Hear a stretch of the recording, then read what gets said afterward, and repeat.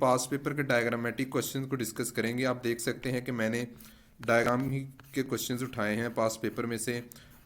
तो चलिए शुरू करते हैं। इस पेपर से आपको पता चलेगा कि नम्स कैसे डायग्राम से क्वेश्चन डालता है। अब ये देखें, एक डायग्राम दे के उसने क्वेश्चन नंबर 87 से 89 पूछ लिया है, यानी कि 87, 88 और 89 वाला एमसीक्यू पूछेगा एक डायग्राम दे के। अब देखते हैं क्वेश्चन क्या है और डायग्राम क्या है और क्वेश्चन क्या है। पहले क्वेश्चन में उसने पूछा है कि द डायग्राम दी है उसने मेंस्ट्रुअल साइकिल की। अब ये देखें, the hormone X is in the diagram is often used in over counter diagnostic test to determine when ovulation has occurred. This hormone is, उसने पूछा है कि ये एक्स हार्मोन है, ये कौन सा हार्मोन है। तो आप देख सकते हैं कि ये एक्स हार्मोन इसकी डे 14 पे ये पीक पे है। तो हमें पता है कि डे 14 पे क्या होता है, डे 14 पे होती है ओव्यूलेशन। ओव्यूलेशन होती है, ओव्यूलेशन कौन करवाता है, एलएच। तो मतलब एलएच उस वक्त पीक पे होगा। कौन सा हार्मोन उस वक्त पीक पे होगा, एलएच। तो इसका मतलब कि 14 पे जो एक्स है वो एलएच हार्मोन है। तो इसका आंसर हमारे पास क्या होगा, डेल्टा एलएच। अब 88 वाला एमसीक्यू पूछ देखते हैं 88 में वो क्या पूछ रहा है इसी डायग्राम से। अब ये देखें, 88 वाला एमसीक्यू है, based on the peak level, based on peak levels of hormone X on what day of the cycle is the ovulation most likely to occur। तो उसने पूछा है कि ओव्यूलेशन किस डे पे होगी। तो हम सबको पता है कि एल एच जो है वो 14 डे पे पीक पे है, 14 डे पे 14th डे पे पीक पे है। और जब एल एच पीक पे होता है तो उस वक्त ओव्यूलेशन होती है। तो इसका मतलब ओव्यूलेशन होती है 14 डे पे। हम देख सकते हैं कि यहाँ पे 14th डे पे हमने पता लगाया कि एक्स पे एलएच है, एलएच हार्मोन है। तो इसका मतलब 14 डे पे ओव्यूलेशन होगी। तो ये देखें, आसान सा एमसीक्यू था ये वाला, बस वो कंफ्यूज करने के लिए आपसे डायग्राम से। अब ये देखें 89 वाला एमसीक्यू, उसी डायग्राम से उसने पूछा है, the hormone Y in the diagram is. तो वाई देखते हैं, वाई क्या है, ये देखें यहाँ पे वाई क्या है, ये एक्स और ये वाई था, ये वाई। अब ये देखें, ये वाई कब रिलीज हो रहा है, इसकी पीक देखें। अगर इसकी पीक देखें हम, अब ये देखें यहाँ से ये पीक पे जा रहा है। ये पीक पे कब गया है, ओव्यूलेशन के बाद पीक पे गया है। मतलब ओव्यूलेशन के बाद क्या होता है, आपको पता होना चाहिए कि ओव्यूलेशन के बाद होती है, ओव्यूलेशन के बाद जो ग्राफियन फॉलिकल होता है, ग्राफियन फॉलिकल होता है वो कार्पस ल्यूटियम में चेंज हो जाता है। और कार्पस ल्यूटियम क्या करता है, कार्पस ल्यूटियम प्रोजेस्टेरॉन सेक्रेट करता है। अब आपसे पूछ ले प्रोजेस्टेरॉन क्या करता है, प्रोजेस्टेरॉन करता है मेंटेन्स प्रेगनेंसी। क्या करता है, प्रेगनेंसी मेंटेन करता है। तो अब ये देखें, तो ऑप्शन में हमें पता चला कि वाई क्या है, वाई यहाँ पे प्रोजेस्टेरॉन है। तो इसके मुताबिक ऑप्शन को ढूंढेंगे। पहले ऑप्शन वो कह रहा है कि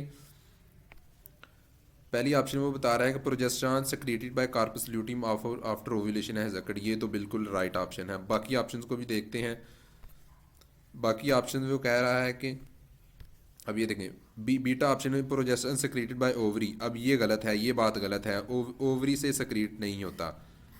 ये प्रोजेस्टेरॉन कार्पस ल्यूटियम सेक्रेट करता है, आपने याद रखना है। या तो कार्पस ल्यूटियम या प्लेसेंटा। प्लेसेंटा भी का प्रोजेस्टेरॉन को सेक्रेट करता है। अब ये देखिए चार्ली ऑप्शन है एस्ट्रोजन, एस्ट्रोजन नहीं है, ये हमने पता लगा लिया कि ये पीक पे है। अब ये देखें एस्ट्रोजन भी होता है सेक्रेटरी फेज में। अब ये देखें सेक्रेटरी फेज में एस्ट्रोजन भी होता है, लेकिन पीक पे जो होता है एस्ट्रोजन से भी ज़्यादा वो प्रोजेस्टेरॉन है। तो यहाँ हमारा आंसर प्रोजेस्टेरॉन ही हुआ। अल्फ़ा और बीटा में उसने प्रोजेस्टेरॉन का बताया था, तो अल्फ़ा हमारा ऑप्शन हो गया, एस्ट्रोजन नहीं है। एक डायग्राम से उसने कैसे 3 क्वेश्चन पूछे, इससे पता चलता है कि आपको बायो की डायग्राम भी अच्छी तरह देखनी चाहिए। वो इसी तरह की डायग्राम अगर कम्युनिकेशन वाले चैप्टर में से एक्शन पोटेंशियल के बारे में डाल दें तो उससे भी 2 3 4 5 क्वेश्चन बन सकते हैं एक डायग्राम से। तो आपने डायग्राम को अच्छी तरह तैयार करना है। नेक्स्ट क्वेश्चन है डायग्रामेटिक। अब ये देखें डाउन सिंड्रोम और इस तरह की जो बीमारियां हैं वो इस दफ़ा सिलेबस में इंक्लूड हैं। तो इसमें पूछा है कि द अबव कैरियोटाइप, ये कैरियोटाइप उसने दी है, ये सारी कैरियोटाइप है। तो उसने बताया है कि ये कौन सी जेनेटिक डिसऑर्डर है, हीमोफीलिया। अब ये देखें, हीमोफीलिया के आपको पता होना चाहिए कि ये एक्स लिंक्ड रिसेसिव है, एक्स लिंक्ड रिसेसिव, ये एक्स लिंक्ड रिसेसिव है। फिनाइल कीटोनूरिया, फिनाइल कीटोनूरिया आपको पता होना चाहिए कि ये पॉइंट म्यूटेशन की वजह से होती है। Sickle cell anaemia, sickle cell anaemia भी एक बेस की वजह से होती है, थायमीन को रिप्लेस कर लेता है एडिनिन। डाउन सिंड्रोम, अब ये देखें डाउन सिंड्रोम कैसे होगा। डाउन सिंड्रोम में आपको पता है कि 21 वाला क्रोमोसोम होता है, उसमें एक क्रोमोसोम ऐड हो जाता है। अगर हम 21 वाला ये देखें, ये एक पेयर नहीं है, ये 3 क्रोमोसोम है। 21 वाले को गौर से देखें, 21 वाले को गौर से देखें, 21 वाले को अगर गौर से देखें तो हमें पता चलेगा कि ये 3 क्रोमोसोम है, बाकी सब में एक पेयर है, बाकी सब में एक एक पेयर है। ये देखें, इसमें दो, इसमें भी दो, इसमें भी दो, इसमें भी दो, लेकिन 21 वाला जो है उसमें उसमें 3 है, 3 क्रोमोसोम है, ट्राइसोमी है। तो इसका आंसर हमारे पास क्या होगा, ये डाउन सिंड्रोम की निशानी है। अब ये देखें, वो सिर्फ थ्योरेटिकल क्वेश्चन नहीं पूछ सकता, वो आपको पूरी की पूरी कैरियोटाइप दे के वो पूछ सकता है कि ये कौन सी बीमारी की कैरियोटाइप है। नेक्स्ट क्वेश्चन है डायग्रामेटिक। अब ये देखें, उसने पूरी ह्यूमन बॉडी की डायग्राम बना दी है, डाइजेस्टिव सिस्टम की। डाइजेस्टिव सिस्टम भी इस दफ़ा नम्स के सिलेबस में इंक्लूड है, तो आपने उसको भी अच्छी तरह तैयार करना है। क्वेश्चन क्या है, क्वेश्चन ये है कि the diagram shows some organs of digestive system. तो उसने पूछा है कि where is amylase present, amylase कहाँ पे प्रेजेंट होता है। अब ये देखें, इस क्वेश्चन को कैसे करेंगे। अमाइलेज हमें पता है कि सलाइवरी अमाइलेज, एक सलाइवरी माइलेज होता है और दूसरा पैंक्रियाटिक माइलेज होता है, पैंक्रियाटिक। तो सलाइवरी माइलेज कहाँ पे प्रोड्यूस होता है, सलाइवरी माइलेज ओरल कैविटी में प्रोड्यूस होगा। ओरल कैविटी में कहाँ पे, बिल्कुल जब हम मुंह में रोटी का लुकमा डालते हैं तो सलाइवरी माइलेज रिलीज होता है, मतलब 1 से तो रिलीज होता है। अब ये देखें 2 पे क्या उसने दिया है, 2 पे दिया है स्टमक, स्टमक से रिलीज नहीं होता, स्टमक से पेप्सिन रिलीज होता है। अब 3 पे दिया है, 3 पे उसने लीवर दिया है, लीवर से बाइल रिलीज होता है, ये लीवर भी ऑप्शन कैंसिल हो गया। अब 4 पे दिया है, 4 को अगर और से देखें तो ये लीफ लाइक स्ट्रक्चर है। तो लीफ लाइक स्ट्रक्चर हमें पता है कि लीफ लाइक स्ट्रक्चर क्या होती है, लीफ लाइक स्ट्रक्चर होती है पेंक्रियाज। तो इसका मतलब 1 और 4, एक 1 से रिलीज होता है, एक 4 से रिलीज होता है। 6 है लार्ज इंटेस्टाइन, 5 है स्मॉल इंटेस्टाइन। तो हमें पता है कि माइलेज प्रोड्यूस होता है, एक सलाइवरी माइलेज होता है, एक पैंक्रियाटिक माइलेज होता है, और 1 और 4 जो है वो इसको रिलीज करते हैं। तो ये देखें, अब यहाँ पे ऑप्शन क्या है, ऑप्शन देखते हैं गौर से। 1 में तो हमें पता है कि रिलीज होना ही होना है, 1 और 4 में। अब ये देखें, डेल्टा ऑप्शन में 1 नहीं है, डेल्टा ऑप्शन डिलीट कर दिया। सी में देखें 1 नहीं है, ये भी डिलीट कर दिया। चार्ली ऑप्शन में देखें, बीटा में देखें 1 2 एंड 3, यहाँ पे 4 नहीं है, हमें पता है कि 4 पे तो रिलीज होना ही होना है, तो यहाँ भी नहीं है, यहाँ ये ऑप्शन भी डिलीट हो गए। तो करेक्ट ऑप्शन हमारे पास क्या आ गया, अल्फ़ा। तो इस तरह वो आपसे पेप्सिन का भी पूछ सकता है, पेप्सिन कहाँ पे रिलीज होता है, पूरी डायग्राम दे के। तो वो आपसे पूछेगा पेप्सिन कहाँ पे रिलीज होता है, तो आपने बताना है कि 2 पे रिलीज होता है। तो इससे हमें क्या पता चला कि माइलेज कहाँ पे, mileage salivary mileage, pancreatic mileage, और 5 पे स्मॉल इंटेस्टाइन भी माइलेज सक्रिएट करती है। अब ये देखें नेक्स्ट क्वेश्चन। अब ये देखें, उसने एक और डायग्राम दे के क्वेश्चन नंबर 71 और क्वेश्चन नंबर 72, 2 क्वेश्चन एक ही डायग्राम से पूछ लिए। ये प्रोटिस्टा के चैप्टर में से है, प्रोटिस्टा का चैप्टर भी इसमें इंक्लूड है, जो नम्स का सिलेबस इस दफ़ा दिया गया है, तो आपने उसको भी अच्छी तरह गौर से देखना है। अब ये देखिए क्वेश्चन क्या है, क्वेश्चन है कि a student studied a drop of pond water with the low power compound microscope and made the following exact drawing of an organism she observed। तो डायग्राम क्या बनाई, ये वाली डायग्राम उसने ली बनाई। तो उसने पूछा है कि ये क्या है, ये क्या हो सकता है, कौन सा एनिमल। क्वेश्चन क्या है, in which kingdom is the organism classified. अब ये देखें, इससे पता चल रहा है कि मुनैरा, अब ये देखें, एनिमल तो ये हो नहीं सकता, ये कोई छोटा जानदार है, एनिमल नहीं है। ब्रायोफाइटा प्लांट किंगडम है, ब्रायोफाइटा भी नहीं हो सकता। मेटाजोआ, मुनैरा और प्रोटिस्टा में ये प्रोटिस्टा है। ये प्रोटिस्टा कैसे है वो मैं आपको बताऊंगा आगे, अगले क्वेश्चन से क्लियर हो जाएगा कि ये प्रोटिस्टा कैसे है। पॉन्ड वाटर से उसने लिया है, तो पॉन्ड वाटर में आपको पता होना चाहिए कि amoeba, fresh water pond water में अमीबा प्रेजेंट होते हैं। अब ये देखें, उसने क्वेश्चन नंबर 72 में पूछा है कि the organism moves bye means of, locomotion कैसे करता है। तो हमें पता होना चाहिए कि अमीबा जो होता है वो सोडोपोडिया से मूव करता है, सोडोपोडिया की मदद से। सोडोपोडिया क्या होते हैं? साइटोप्लाज्मिक प्रोजेक्शंस, साइटोप्लाज्मिक प्रोजेक्शंस होती हैं जिनकी मदद से अमीबा मूव करता है। ये वैसे ही डायग्राम से नज़र आ रहा है, अमीबा है, अमीबा इस तरह का होता है, इस तरह की शेप होती है अमीबा की। तो ये भी आसान सा क्वेश्चन था। अब आगे देखते हैं अगले क्वेश्चन में क्या पूछेगा वो। अब हम देखेंगे एक और पेपर में जो डायग्रामेटिक क्वेश्चंस आए थे उनके बारे में। तो चलिए देखते हैं वो भी, उनमें क्या पूछ रहे हैं। अब ये देखें, क्वेश्चन में पूछ रहा है कि what are A and B in the following picture. उसने पूछा है कि ये ए और ये बी क्या है।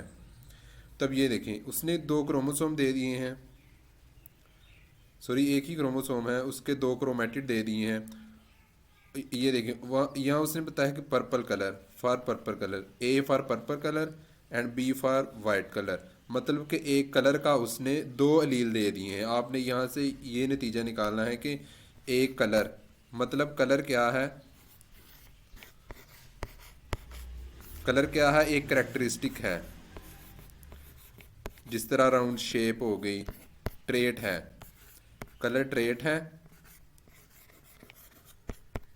और ट्रेट के 2 हैं कंप्लीमेंट, पर्पल कलर और वाइट कलर, 2 फिनोटाइप हैं इसकी, 2 फिनोटाइप हो गई। और आप जानते हैं कि एक ट्रेट के लिए 2 अलील्स या 2 से ज़्यादा अलील्स होते हैं। उसने यहाँ 2 अलील्स दिए हैं, ए और B, homologous pair of chromosome पे। तो यहाँ पे ए और बी क्या होंगे, यहाँ पे ए और बी अलील एंड अलील होंगे, अलील एंड जीन नहीं होंगे। उसने,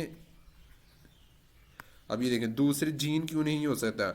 जीन इसलिए नहीं हो सकता अगर वो यहाँ से लेकर एक पार्ट कहता कुछ कि ये पार्ट कौन सा है तो फिर हम इसे जीन कह सकते थे।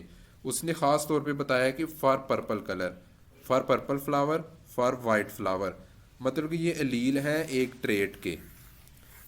तो आपने पर्पल और वाइट से यहाँ से कीवर्ड थे, तो आपने यहाँ से नतीजा निकाला कि ये दोनों अलील हैं। नेक्स्ट क्वेश्चन देखते हैं, नेक्स्ट क्वेश्चन में क्या पूछ रहा है। अब ये देखें, उसने डायग्राम दे दी है, यहाँ लिखा होगा हीमोग्लोबिन प्लस ऑक्सीजन, आगे ऑक्सी हीमोग्लोबिन बनता है, ऑक्सी हीमोग्लोबिन। अब ये देखें, ये है एल्व्यूलाई, ये सारा एल्व्यूलाई है, alveoli lungs level, lungs level पे बनता है हीमोग्लोबिन प्लस ऑक्सीजन कंबाइन करते हैं। ये है red blood cell, red blood cell में यही ऑक्सी हीमोग्लोबिन होता है। तो ये है मसल, मसल में भी ऑक्सी हीमोग्लोबिन। मसल से आगे कहाँ जाता है? मसल से आगे टिश्यू फ्लूइड में, यहाँ टिश्यू फ्लूइड आ जाएगा, यहाँ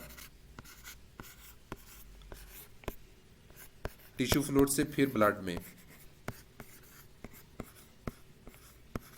और ब्लड में क्या होगा? ब्लड में डिसोसिएशन ऑफ ऑक्सी हीमोग्लोबिन होगी। जब इसको ऑक्सीजन मिल जाएगी मसल को, तो फिर ये ऑक्सी हीमोग्लोबिन डिसोसिएट हो जाएगा, क्योंकि उसने फिर कार्बन डाइऑक्साइड को कैरी करना होता है, तो इसलिए ऑक्सी हीमोग्लोबिन डिसोसिएट हो जाएगा और फिर वो कार्बोक्सी हीमोग्लोबिन बनाएगा। तो इसका ऑप्शन क्या हो गया? डिसोसिएशन ऑफ ऑक्सी हीमोग्लोबिन होगी ए पे, जो भी ए पे होगा। या उसने ब्लड का पूछा हुआ है या टिश्यू फ्लूइड का पूछा हुआ है, तो इसका मतलब dissociation of oxygen, oxy haemoglobin होगी। आपने इसमें ये भी याद रखना है कि ऑक्सी हीमोग्लोबिन का कलर क्या होता है? Bright red colour. आपने हीमोग्लोबिन का कलर याद रखना है कि हीमोग्लोबिन का कलर क्या होगा? Purple red. और बुक में जो वैल्यूज़ दी गई हैं 98 परसेंट सेचूरेटेड कब होता है, 100% सेचूरेटेड कब होता है, वो आपने याद रखनी है, क्योंकि पिछले नम्स के पास पेपर डिस्कशन मैंने जो करवाई हैं उनमें ये एमसीक्यूज पूछे गए हैं। तो आपने इन वैल्यूज़ को भी अच्छी तरह से याद रखना है जो बुक में दी गई हैं। अब ये देखें, एक और डायग्रामेटिक क्वेश्चन है, उसने पूछा हुआ कि what is molecule A. Molecule A कहाँ पे है? अगर इसको जूम करके देखें तो मॉलिक्यूल ए, ये उसने मॉलिक्यूल ए का पूछा हुआ कि मॉलिक्यूल ए क्या है इसमें। तो ये देखें, बायोटेक्नोलॉजी के चैप्टर का ये एमसीक्यू है।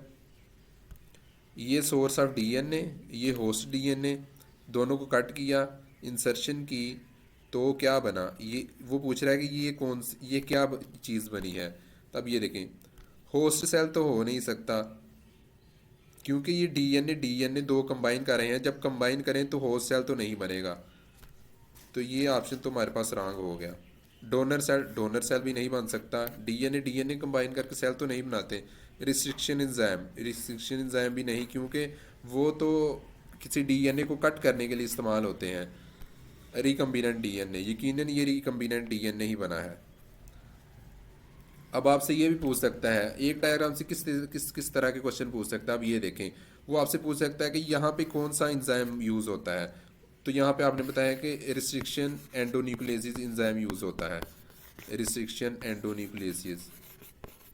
अब आपसे पूछ सकता है कि यहाँ पे कौन सा एंजाइम यूज़ हुआ है। तो आपने बताना है कि यहाँ पे डीएनए लाइगेज यूज़ हुआ है, डीएनए लाइगेज। आपको पता है कि दो डीएनए को जोड़ने का काम डीएनए लाइगेज करता है।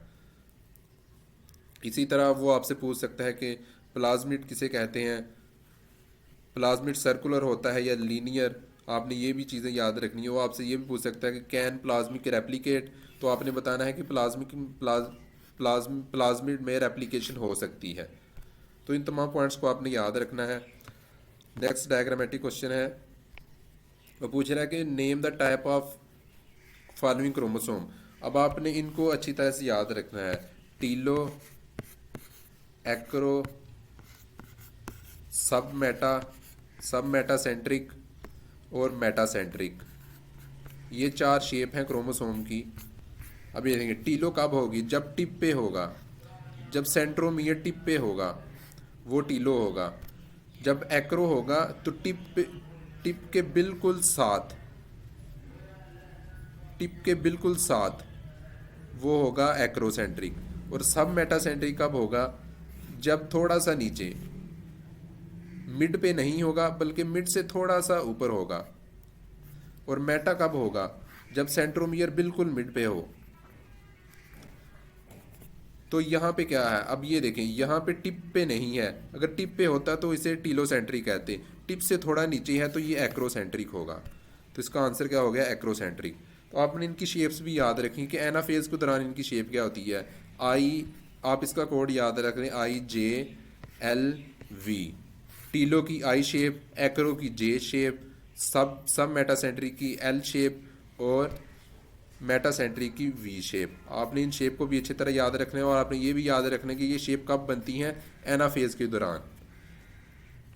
तो यकीनन आपका ये पॉइंट क्लियर हो गया होगा। नेक्स्ट क्वेश्चन है, अब ये देखें, वो पूछ रहा है कि ये कौन सा फिनोमिना है, लेबल द फॉलोइंग फिनोमिना। तो उसने पूछा है कि ये सारा फिनोमिना उसने दिया हुआ है, तो पूछा हुआ कि ये कौन सा फिनोमिना है, मतलब क्या हो रहा है इस डायग्राम में, क्या हो रहा है, कौन सा प्रोसेस हो रहा है। अब देखते हैं, एक एक ऑप्शन को पढ़ के देखते हैं। ऑस्मोसिस, क्या ऑस्मोसिस हो रही है? यहाँ तो लार्ज पार्टिकल उसने दिया। अब ये देखें, लार्ज पार्टिकल। ऑस्मोसिस में क्या होता है? ऑस्मोसिस में वाटर की मूवमेंट को कहते हैं, वाटर की मूवमेंट को कहते हैं ऑस्मोसिस। तो रंग डिफ्यूजन नहीं हो रही, क्योंकि एक मेम्ब्रेन इन्वॉल्व है। जब मेम्ब्रेन इन्वॉल्व हो जाए तो उसे डिफ्यूजन नहीं कहते, उसमें फैसिलिटेटेड डिफ्यूजन हो सकती है। फैसिलिटेटेड कब होगी? जब प्रोटीन्स इन्वॉल्व होगी, मेम्ब्रेन की प्रोटीन्स इन्वॉल्व होंगी, तो उसे फैसिलिटेटेड डिफ्यूजन कहेंगे, फैसिलिटेटेड डिफ्यूजन। ये भी नहीं है। फैगोसाइटोसिस, अब ये देखें, यहाँ पे वो ये प्लाज्मा मेम्ब्रेन है, ये साइटोप्लाज्म है। अब ये मटेरियल यहाँ से जा रहा है, ये देखें, ये मेम्ब्रेन यहाँ से इन्वेजिनेट हो रही है, इन्वेजिनेट मतलब ये अंदर आ रहा है मटेरियल। ये एक्सोसाइटोसिस नहीं है, ये एक्जोसाइटोसिस भी नहीं है। मटेरियल अंदर आ रहा है, अगर बाहर जा रहा हो मटेरियल तो मेम्ब्रेन इस तरह इन्वेजिनेट होगी। मटेरियल अंदर आ रहा है तो मेम्ब्रेन इस तरह इन्वेजिनेट हुई है, यहाँ से मटेरियल अंदर आया, यहाँ से अंदर गया और फिर मेम्ब्रेन उसी तरह हो जाएगी और मटेरियल अंदर आ जाएगा वैक्यूल की सूरत में। तब ये देखें, तो ये कौन सा हो गया, फैगोसाइटोसिस। इसका आंसर क्या है, फैगोसाइटोसिस। ये फैगोसाइटोसिस हो रही है। आप एक्जोसाइटोसिस और फैगोसाइटोसिस में कंफ्यूज हो सकते हैं, इसलिए आपने मेम्ब्रेन की इन्वेजिनेशन देखनी है कि मेम्ब्रेन कहाँ से कहाँ इन्वेजिनेट हो रही है, उसकी डायरेक्शन क्या है इन्वेजिनेशन की। अगर इस तरह है तो फिर वो फैगोसाइटोसिस होगी, अगर इस तरह मटेरियल बाहर को जाएगा, इस तरह होगी, तो फिर ये एक्जोसाइटोसिस होगी। अब ये देखते हैं अगला, ये जेनेटिक के एमसीक्यू है, जेनेटिक के कोडान एंटी कोडान से लिया गया है। उसने पूछा कि read the code mentioned in the following picture and arrange sequence all 5 codons in which leucine is at third position while isoleucine as fourth position. Keep in mind CUU is code for leucine. अब ये देखें CUU क्या है, leucine का code है, और उसने leucine की थर्ड पोजीशन बताई है। अब देखना है कि CUU थर्ड पोजीशन पे किस पे है, तो बीटा में CUU थर्ड पोजीशन पे है, तुम्हारा आंसर यही होगा। नेक्स्ट क्वेश्चन है, अब ये देखें, ये ट्रांसपोर्ट इन प्लांट से लिया गया है, वाटर कैसे रूट के अंदर दाखिल होता है। अब ये देखें यहाँ पे what does a in the following picture show, ये ए क्या शो कर रही है यहाँ। अब ये देखें, ये ट्रांसपोर्ट हो रही है यहाँ से यहाँ तक, तो ये क्या है, ये कौन सा पाथवे शो कर रहा है। अब ये देखें यहाँ पे आप हम ऑप्शन को डिलीट करेंगे। सेलुलर पाथवे, हमें पता है कि रूट से जब जाइलम में जाता है तो उस पाथवे को सेलुलर पाथवे नहीं कहते। ट्रांसपोर्टिंग प्लांट में आप ये टर्म कहीं नहीं पढ़ेंगे। सिंपलास्ट पाथवे, सिंपलास्ट पाथवे की कहते किसे हैं, सिंपलास्ट कहते हैं जब प्लाज्मोडेस्माटा इन्वॉल्व हो। प्लाज्मोडेस्माटा। अब ये देखें, एपोप्लास्ट क्यों नहीं हो सकता, एपोप्लास्ट इसलिए नहीं हो सकता, एपोप्लास्ट अगर वो पूछता है एपोप्लास्ट कौन सा है, तो एपोप्लास्ट ये वाला होता, ये वाला एपोप्लास्ट होता, क्योंकि cell wall adjacent cell wall से वो मूव कर रहा है। तो ये वाली जो मूवमेंट है ये एपोप्लास्ट है, ये वाली मूवमेंट एपोप्लास्ट है।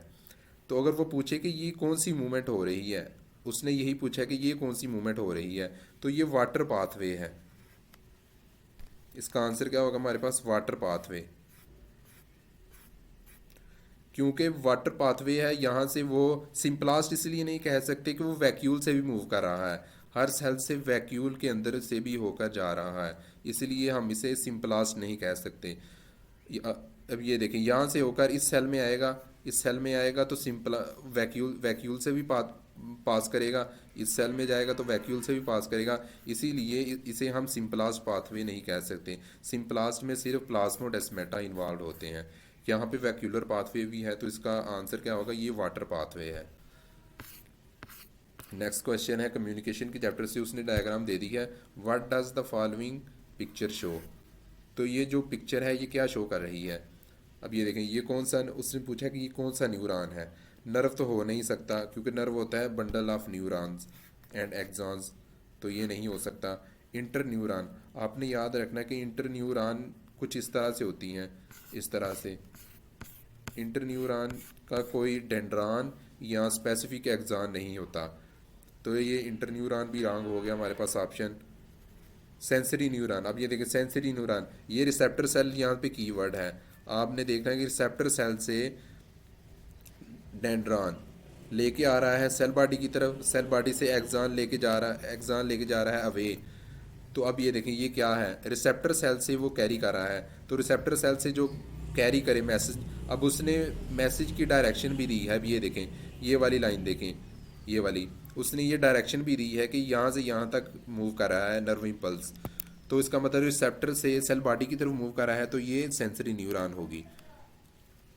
मोटर न्यूरॉन क्यों नहीं हो सकती, मोटर न्यूरॉन इसलिए नहीं हो सकती, अगर उसने यहाँ इफेक्टर के सेल दिखाए होते तो फिर मोटर न्यूरॉन हो सकती थी, यहाँ पे इफेक्टर के सेल उसने दिखाए नहीं, तो ये नहीं हो सकता।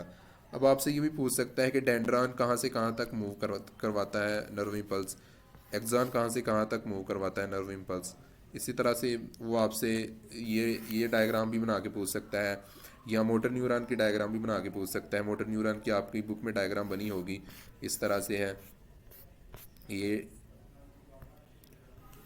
ये एक्सॉन ये इस तरह से, अगर इस तरह से होगी यहाँ से, यहाँ पे वो फैक्टर सेल शो करेगा कि यहाँ पे फैक्टर सेल हैं।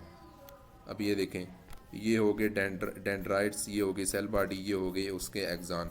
तो वो आपसे ये भी पूछ सकता था एक्सॉन की जगह कि यहाँ पे ए क्या है, जिस तरह पिछले एमसीक्यूज में पूछा। वो आपसे ये भी पूछ सकता है यहाँ पे बी क्या है, ये वाली तो आप कहते सेल बॉडी। वो आपसे ये भी पूछ सकता है ये क्या है, ये जी या एक्स या वाई, तो आपने बताना है कि ये डेंड्रॉन है। तो वो आपसे ये भी पूछ सकता था कि ये एक सेंसरी न्यूरॉन है, और ये नर्व इम्पल्स की डायरेक्शन दे देता है यहाँ से यहाँ तक है। तो आपसे पूछ सकता था कि ये वाला हिस्सा क्या है, तो आपने बताना था कि ये रिसेप्टर सेल है। तो एक डायग्राम से 1000 तरह के क्वेश्चन वो पूछ सकता है। अब ये देखिए नेक्स्ट क्वेश्चन है प्लांट ग्रोथ में से। इस दफ़ा प्लांट ग्रोथ भी नम्स के सिलेबस में इंक्लूडेड है, तो आपने इनको भी अच्छी तरह देख के जाना है। What is the phenomenon shown in the following picture. अब ये देखें, ये एपिकल डोमिनेंस है, एपिकल डोमिनेंस शो हो रही है। राइपनिंग तो शो नहीं हो रही, क्योंकि राइपनिंग तो फ्रूट के रिलेटेड है। यहाँ तो बड है, या कोई बड है या कोई स्टेम को उसने वो हाईलाइट किया है कि ये चीज़ क्या है। अब ये देखें, एब्सिशन सेनिसेंस ये नहीं हो सकते। एपिकल डोमिनेंस, एपिकल डोमिनेंस में क्या होता है, जो एपिक्स होती है उसकी वो जो होती है वो लेटरल लेटरल बट जो होती है उसको इनहिबिट कर देती है। लेटरल बट ग्रोथ इनहिबिट हो जाती है, लेटरल बट ग्रोथ इनहिबिट हो जाती है। और जो एपेक्स की ग्रोथ है एपिकल डोमिनेंस वो एक्टिवेट हो जाती है, इसे हम एपिकल डोमिनेंस कहते हैं। मतलब कि अपेक्स जो होता है प्लांट का वो लेटरल बट ग्रोथ को रोक देता है, इनहिबिट कर देता है। नेक्स्ट क्वेश्चन है बायोटेक्नोलॉजी के यूनिट से। Following picture is of dash technique a DNA molecule are separated on the basis of their size and speed. तो यहाँ पे हमें क्या मिला, यहाँ पे हमें कीवर्ड मिला separated on the basis of size and shape. अब देखें क्लोनिंग, क्लोनिंग क्यों नहीं हो सकता, क्लोनिंग इसलिए नहीं हो सकता कि क्लोनिंग तो होता है कि प्रोडक्शन ऑफ क्लोनिंग होता है production of chromosome or genes or cells या organisms by tissue culture technique. Recombinant DNA technique क्यों नहीं हो सकती। रिकम्बिनेंट में हमें पता है कि दो मुख्तलिफ जो क्रोमोसोम होते हैं उनको जोड़ा जाता है, तो यहाँ पे ये नहीं हो सकता। रिकम्बिनेंट डीएनए टेक्निक भी नहीं हो सकती। सेल कल्चर, अब ये देखिए जेल इलेक्ट्रोफॉरेसिस, ये करेक्ट ऑप्शन है, ये करेक्ट ऑप्शन है जेल इलेक्ट्रोफॉरेसिस। अब मैंने आपको पहले भी बताया था कि कीवर्ड आपने ढूंढना है एमसीक्यूज में, तो कीवर्ड यहाँ पे क्या है, separated DNA molecule is separated on the basis of size and speed. तो यहाँ पे जेल इलेक्ट्रोफॉरेसिस इसका करेक्ट ऑप्शन है। वो आपसे ये भी पूछ सकता है कि यहाँ पे किस चीज़ पर उन्हें सेपरेट किया गया, तो आपने बताना है कि एगरोज जेल पर, एगरोज जेल पर उन्हें सेपरेट किया जाता है। तो जेल इलेक्ट्रोफॉरेसिस का यूनिट आपने पढ़ा हुआ है पंजाब की टेक्स्ट बुक में। वो आपसे पूछ सकते हैं कि RFLP किसे कहते हैं, रिस्ट्रिक्शन फ्रेगमेंट लेंथ पॉलीमॉर्फिज्म। वो आपसे पूछ सकता है कि DNA molecules are separated on the basis of their size and speed because DNA molecule have, तो आपने बताना है कि RFLP होते हैं, रिस्ट्रिक्शन फ्रेगमेंट लेंथ पॉलीमॉर्फिज्म होती है डीएनए में, इसलिए वो जेल इलेक्ट्रोफॉरेसिस में सेपरेट हो सकते हैं। नेक्स्ट क्वेश्चन है, अब ये देखें डीएनए एंड क्रोमोसोम की यूनिट से उठाएगा MCQ. Pick the odd one out of the following picture. तो उसने कहा है कि इस पिक्चर में से कौन सी ऐसी चीज़ है जो इस पिक्चर में नहीं होनी चाहिए। अब ये देखिए हमें पता है कि ये ट्रांसलेशन को शो कर रहा है, ये प्रोसेस ट्रांसलेशन को शो कर रहा है। ट्रांसलेशन में टीआरएनए होता है, जी हाँ होता है। राइबोसोम होता है। मैसेंजर आरएनए होता है। ये वाली चीज़ आरएनए पॉलीमरेज नहीं होती। तो यहाँ पे 4 ये ऑप्शन हो गया कि आरएनए पॉलीमरेज नहीं है। आरएनए पॉलीमरेज यहाँ पे ऑड वन है, मतलब यहाँ पे इसे नहीं होना चाहिए।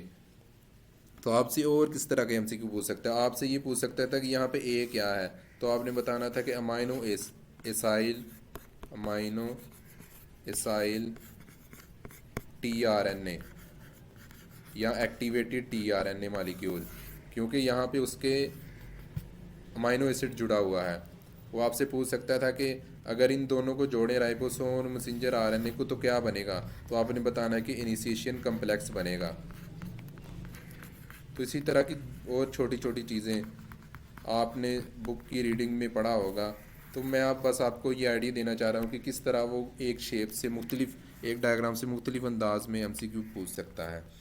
नेक्स्ट क्वेश्चन आप ये देखें जेनेटिक्स के यूनिट में से, the following results of a cross between individual shown in the figure is. तो बताना है कि अब ऑप्शन देखें कि ऑप्शन में क्या होगा। अब ये देखें, ये क्या है, ये डोमिनेंट फिनोटाइप है ये वाली, और ये क्या है, ये रिसेसिव है। तो इसके मुताबिक ऑप्शन हमने देना है वह। अब ऑप्शन देखें, ऑप्शन ए है one that is homozygous dominant, नहीं ये हेट्रोजाइगस डोमिनेंट है, ये वाली हेट्रोजाइगस डोमिनेंट। तो ये ऑप्शन तो हमारे पास रॉन्ग हो गया, अल्फा ऑप्शन हमारे पास wrong. Beta one that is homozygous recessive and other has dominant phenotype.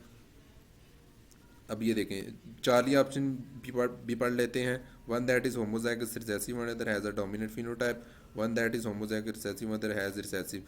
Delta option भी रॉन्ग हो गया। बीटा और चार्ली में देखें, one that is homozygous recessive and other has dominant phenotype but has a mother with recessive phenotype. Charlie option में but has a brother with recessive phenotype, नहीं Charlie option wrong है, beta option correct होगा। क्यों? क्योंकि brother की phenotype, brother की जो phenotype होगी वो उससे इफेक्ट नहीं करेगी, जो मदर या फादर की फिनोटाइप होगी वो इफेक्ट करेगी। The figure given below shows the type of blood cell, उसने ये ब्लड सेल की डायग्राम दे दी है। तो ये पूछ रहा है कि कौन सा है, red blood cell. Red blood cell नहीं हो सकता क्योंकि उसमें न्यूक्लियस नहीं है, और ये बता रहा है कि इसमें न्यूक्लियस है। प्लेटलेट्स, प्लाज्मा सेल तो कोई भी हो सकता है, प्लाज्मा सेल में कोई भी सेल आ सकता है। प्लेटलेट्स तो फ्रेगमेंट्स होते हैं, इनमें भी न्यूक्लियस नहीं होता, फ्रेगमेंट्स, न्यूक्लियस नहीं होता इनमें भी। तुम्हारे पास वाइट ब्लड सेल, अगर वो स्पेसिफिकली पूछ लें तो ये इसानोफिल्स हैं, ये सिनोफिल्स, क्योंकि ये आपकी बुक में डायग्राम बनी हुई थी, आपने इन डायग्राम को भी अच्छी तरह से याद रखना है। ये देखें ये इसानोफिल्स था, आपने इनकी परसेंटेज याद रखनी है, इनका फंक्शन भी आगे लिखा हुआ तो फंक्शन भी याद रखना है, आपने इनका साइज़ याद रखना है। साइज़ उन्होंने 8 दिया है रेड ब्लड सेल का, तो यहाँ पे उसने लिखा है कि about twice the red blood cell, तो इसका क्या होगा 16, उसका 8 माइक्रोमीटर तो इसका 16 माइक्रोमीटर। उसने पूछा है कि ये जो डायग्राम देके ये कौन सी फेज़ है माइटोसिस की, तो ये एनाफेज़ है, क्योंकि ये जो क्रोमैटिड्स हैं ये सेपरेट हो रहे हैं। तो वो आपसे अगर पूछ ले कि ये कौन सी फेज़ है, तो ये एनाफेज़ माइटोसिस की भी हो सकती है और एनाफेज़ 2 भी हो सकती है माइटोसिस 2 की, क्योंकि सिस्टर क्रोमैटिड्स सेपरेट हो रहे हैं। एनाफेज़ 2 अगर इस तरह सेपरेट हो रहे हों, एक इधर को इस तरह सेपरेट हो रहे हों, मतलब कि ये होमोलोगस क्रोमोसोम की सेपरेशन हो इस तरह, तो ये क्या होगी, तो ये होती है, ये हमारे पास एनाफेज़ 1। एनाफेज़ 1 में होमोलोगस क्रोमोसोम सेपरेट होते हैं, और एनाफेज़ 2 और जो माइटोसिस की एनाफेज़ है उसमें सिंगल क्रोमैटिड, ये आप देखें ये डबल क्रोमैटिड का क्रोमोसोम है और ये सिंगल क्रोमैटिड का, ये दोनों क्रोमोसोम है। क्रोमोसोम का नंबर इस तरह पता लगाया जा सकता है कि उसके सेंट्रोमियर देखने हैं आपने कितने हैं, ये एक सेंट्रोमियर है, ये भी एक क्रोमोसोम है, ये एक सेंट्रोमियर है इसमें, ये एक सेंट्रोमियर ये वाला, तो ये भी एक क्रोमोसोम है। क्या रहा है, which one of the following hypotonic solutions is hypotonic solution to cells present in it. तो हमें पता है कि हाइपोटोनिक सोल्यूशन में जब सेल को रखें तो सेल क्या होता है, सेल श्रिंक हो जाता है, श्रिंकेज ऑफ सेल होती है। क्यों होती है? अब ये देखें, वाटर कहाँ से कहाँ मूव करता है, लोअर सल्यूट कंसंट्रेशन से हाइयर। हाइपरटोनिक में रखा तो यहाँ पे हाइयर सल्यूट कंसंट्रेशन हाइयर होगी इन्वायरमेंट में, तो वाटर वहाँ से मूव करता है लो सल्यूट कंसंट्रेशन से हाई सल्यूट कंसंट्रेशन की तरफ मूव करता है। जब सेल में से वाटर निकल जाएगा तो सेल की प्लाज्मोलाइसिस हो जाएगी। जब सेल की प्लाज्मोलाइसिस हो जाएगी तो सेल श्रिंक हो जाएगा, सेल श्रिंक हो जाएगा। तो यहाँ पे सी ऑप्शन में मेरे ख्याल में श्रिंक हो रहा है, तो इसका करेक्ट ऑप्शन हमारे पास क्या हो जाएगा, सी वाला ऑप्शन। हाइपोटोनिक सोल्यूशन कौन सा है, एमसीक्यूज है। The organelle X is called, इसको थोड़ा सा बड़ा करता हूँ। Organelle X, cell wall, cell wall तो हो नहीं सकती, सेल वाल तो ये वाली होगी ना, ये वाली सेल वाल होगी। क्लोरोप्लास्ट, क्लोरोप्लास्ट हो सकती है। न्यूक्लियस, न्यूक्लियस को बीच में होता है, न्यूक्लियस नहीं हो सकती। एंडोप्लाज्मिक रेटिकुलम, एंडोप्लाज्मिक रेटिकुलम हमें पता है कि इस तरह का कुछ स्ट्रक्चर होता है, इस तरह के स्ट्रक्चर्स होते हैं, लेकिन उसने ये छोटी सी ऑर्गेनेली दी है यहाँ पे, तो हमारे पास ऑप्शन क्या बच गया, क्लोरोप्लास्ट का। एमसीक्यू है, which one of the following are present in internal organ such as stomach and intestine. तो हमें पता होना चाहिए कि स्टमक और इंटेस्टाइन में कौन से होते हैं, स्मूथ मसल्स होते हैं, स्मूथ मसल्स। तो इस एमसीक्यू से आपको पता चला कि जो बुक में डायग्राम बनी हुई है मसल की, आपने उनको भी अच्छी तरह गौर से देख के जाना है। वो कुछ भी पूछ सकता है कि कौन सा स्मूथ मसल है, कौन सा स्केलेटल मसल है, कौन सा कार्डिक मसल है। तब ये देखें, स्मूथ मसल में ब्रांचेस नहीं होती, तो हम ये वाला ऑप्शन कैंसिल कर देंगे, इसमें ब्रांचेस हैं। अब डायग्राम अच्छी तरह नज़र नहीं आ रही, अगर आपको पता चल गया है कि स्मूथ है तो आप कोई भी आंसर लगा सकते हैं इनमें से। उसने हार्ट की डायग्राम में ये एक्स का निशान पूछ लिया कि यहाँ पे एक्स क्या है, तो अक्सर बच्चे इसको गलत कराते हैं, वो ऐसे नोड लगाते हैं। वो देख रहे हैं कि राइट साइड पे है, ऐसे नोड होगा, तो ये ऑप्शन रॉन्ग है। इसका करेक्ट ऑप्शन क्या होगा, एट्रियो वेंट्रिकुलर नोड।